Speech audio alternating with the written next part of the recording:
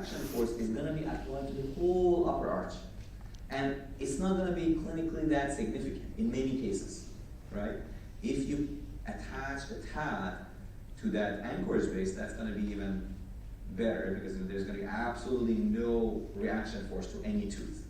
That's why I say not braces, not aligners, independent movers. It's completely different. If you want to, remember one thing from the whole presentation today that I do is that independent movers are not braces.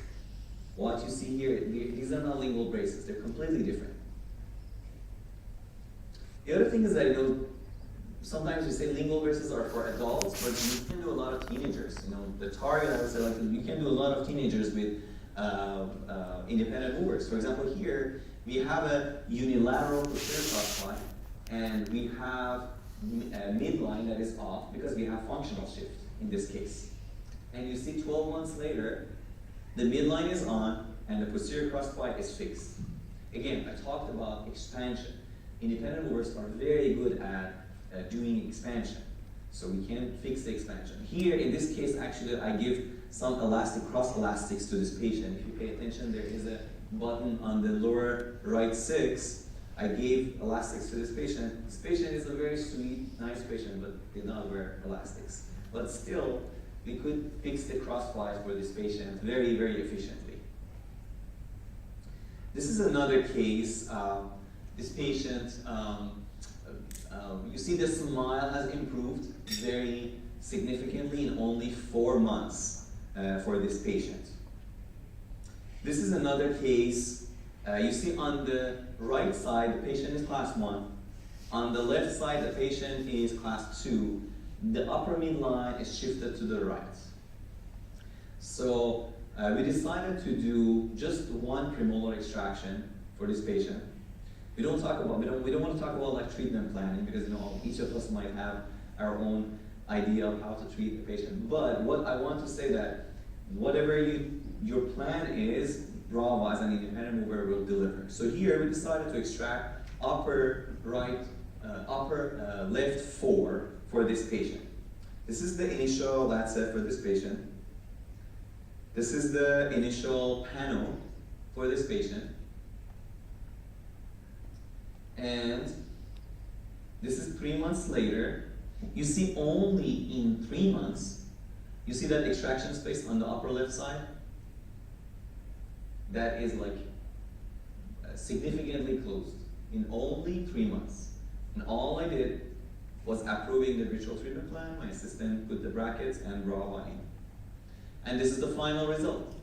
This is a 12-month treatment for this patient after 12 months. You see that the occlusion is pretty good, midline is on.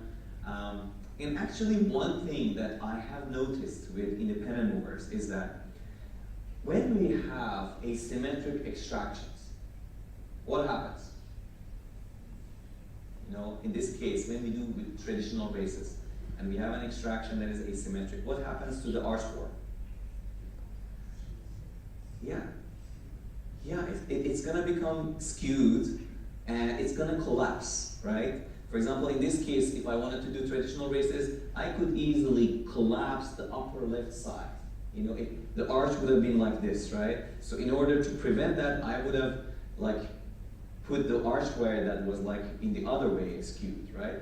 But here, I didn't have to think about that. Just the software will take care of it.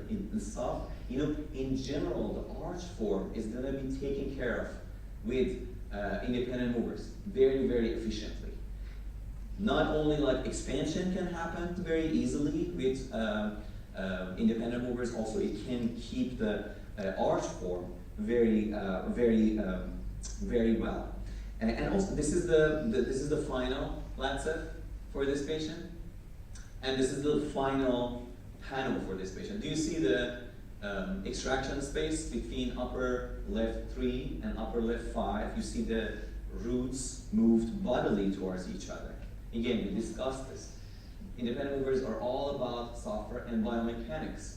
So we can move the teeth bodily towards each other if we decide. We can upright the roots very easily with Brava if we decide.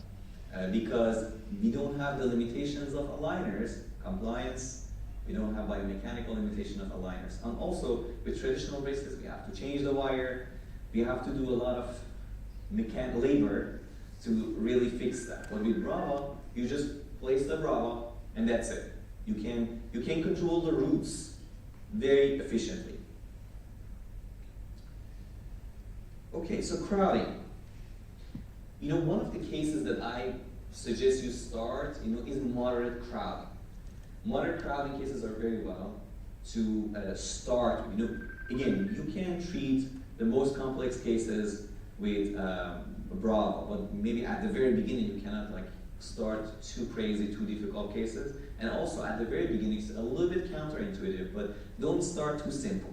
If you're not experienced with indirect bonding and you're not very efficient in doing indirect bonding accurately, maybe don't start too simple.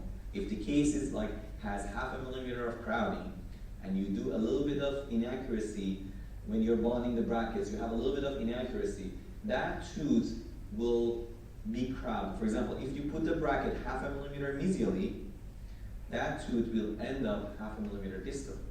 If you put that bracket 0.5 millimeter occlusally, that tooth will end up 0.5 millimeter apically. So it's very important to do a very good bonding at the very beginning. And that's why I say don't start too simple, too mild. Start moderate, like 4 to 7 millimeters of crowding. For example, this case is pretty good. There's enough of crowding, and even if you don't do perfect indirect bonding, still the patient is going to be happy after 1 month, because the crowding is going to be unraveled to a good extent. Also, this patient has a little bit of deep life. Do you see that? Actually, you don't see the lower incisors, but let's see what happens a little bit later. This is 4 months later.